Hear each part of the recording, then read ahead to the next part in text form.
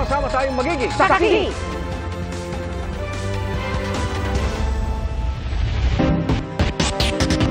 Hihingi po ng search warrant ang PAOK sa korte para makapaghukay sa compound ng niraid na Lucky South 99 Pogo sa Porac, Pampanga. Dahil po yan sa mga aligasyong inilibing umano roon ang ilang dayuhan. Ang kampo naman ng kinatawan ng Lucky South 99 na si Cassandra Ong dumulog sa Korte Suprema dahil sa anilay sumusobra na ng pagtatanong ng mga kongresista sa pagdinig. Saksi si Joseph Moro. Mahigit 3 buwan matapos ma-raid ang Pogo sa Lucky South 99 sa Porac, Pampanga, kung saan naungkat ang mga aligasyon ng human trafficking, scam hub at torture, mag-a-apply ng panibagong search warrant ang Presidential Anti-Organized Crime Commission o PAOK. Yung aming mga witnesses na nakuha, mga bagong witnesses, may itinuturong mga lugar kung saan daw inilibing ang mga patay na katawan ng ilang mga foreign nationals. Pinuntahan namin last week at itinuro nila. Ang pakay ng PAOK makapaghukay sa ilang bahagi ng compound. Kami po ay nag-a-apply po ngayon ng search warrant nang sa gayon ay legal naming matingnan, mahukay yung mga lokasyon na itinuro ng mga witnesses. Ayon pa sa PAOK, sinabi ng ilang na-rescue na dayuhan sa Lucky South 99 na direkta ang pagkakasangkot ni Cassandra Ong sa operasyon ng Pogo. Siya po ang may direktang kaalaman sa mga nangyayari dito, kaya siya ho ang aming isa sa mga prinsipal na kinasuhan. Sinampahan na ng reklamong money laundering si Ong kasama si dating Bambantarlac Mayor Alice Guo. Kaugnay naman sa qualified human trafficking, hindi pa raw nakikita ng mga abogado niya ang detalye ng reklamo.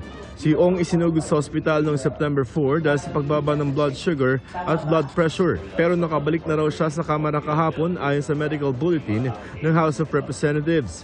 Ang mga abogado ni Ong naghain sa Korte Suprema ng petition for certiorari at humingi ng temporary restraining order laban sa 3 komite ng Senado at 4 na komite ng Kamara o Quadcom.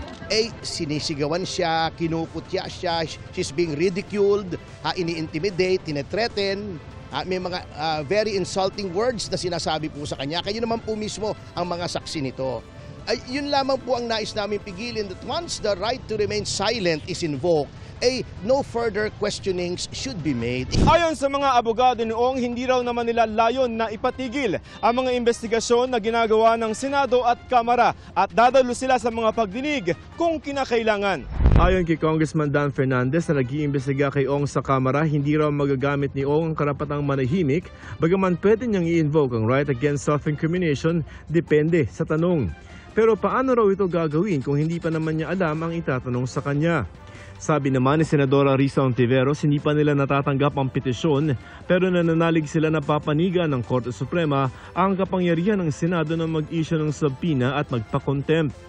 Ayon sa PAOK, mas lumilinaw na ang koneksyon umano ni Alice Guo sa mga dayuhang boss ng mga sinalakay na Pogo sa Bambantarlac at sa Porac, Pampanga. Ang mga dayuhang big boss kasi ng Lucky South 99 na mga tumulong umano kay Guo na magtago sa Singapore at Indonesia. Ito ang aming aligasyon at mapapatunayan sa mga ebidensya at testimonya namin na silang dalawa, Porac at Bamban, belong to one criminal organization. Ang kanilang kinita dyan sa Lucky South 99 ang siyang naging seed money para may pagpatayon at makapagsimula ng operasyon sa Bamban.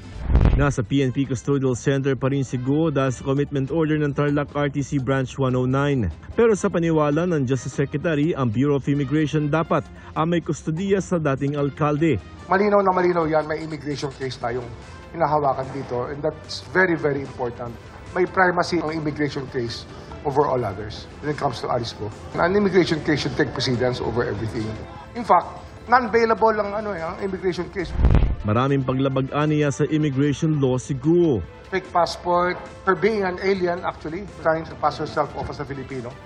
I think that's a very major violation of law within our country. It's really an immigration matter, possible deportation case, but considering that she's an illegal alien, pagka malinaw na lahat, she should be with immigration. Wala pang tugon tungkol sa deportation case ang abogado ni Guo. Para sa GMA Integrated News, ako si Joseph Morong, ang inyong saksi.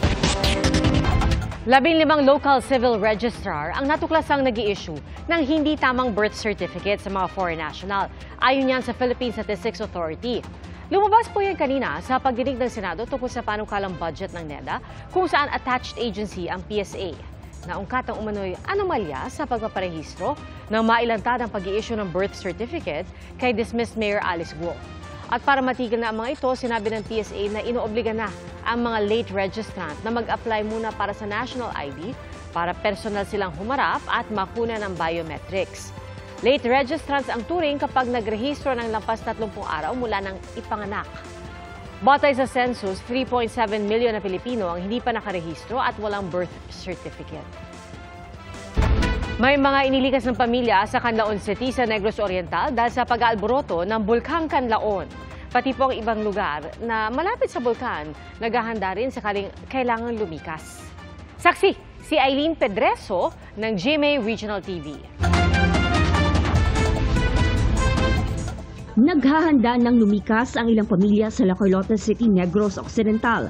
Muli kasing nag-aalburuto ang Mount Canlaon. Ayon sa ilang residente, kahapon pa sila nakakaramdam ng pagyanig ng lupa. Kung isa dahigda ka, mabat ka ganong nagaling nga tayo, ugid man niya eh. Kung ega kabalaka ka man eh, matigulang ka pa itong asling mo, anhon mo pagdala to kay may di mo daan kalakat. 4 na barangay sa La Carlota ang binabantayan ngayon dahil malapit sa bulkan. Suspindido na rin ang klase sa mga naturang barangay.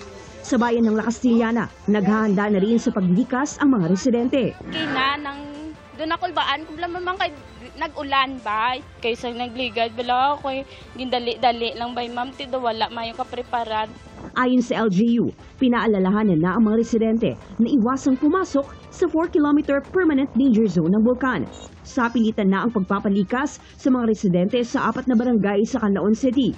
Mahigit 100 pamilya ang dinala sa iba't ibang evacuation centers. Kanselado rin ang klase at sarado ang tourist spots sa lugar. Sa pinakahuling datos ng PHIVOLCS, 337 volcanic earthquakes ang naitala sa nakalipas na 24 oras. Umabot naman sa halos 10,000 tonelada ng sulfur dioxide ang ibinuga ng bulkan. Nasa alert level 2 pa rin ito ngayon. Patuloy ang paalala sa mga residente na magdoble ingat at mag-face mask. Ang aton nga recommendation is that you syempre limitahan mo ang exposure sa SO2, avoid outdoor activities. Para sa GMA Integrated News, Eileen Pedreso ng GMA Regional TV, ang inyong saksi. Mga kapuso, sama-sama tayong maging saksi. Mag-subscribe sa GMA Integrated News sa YouTube at para sa mga kapuso abroad, samahan niyo kami sa GMA Pinoy TV at sa www.gmanews.tv.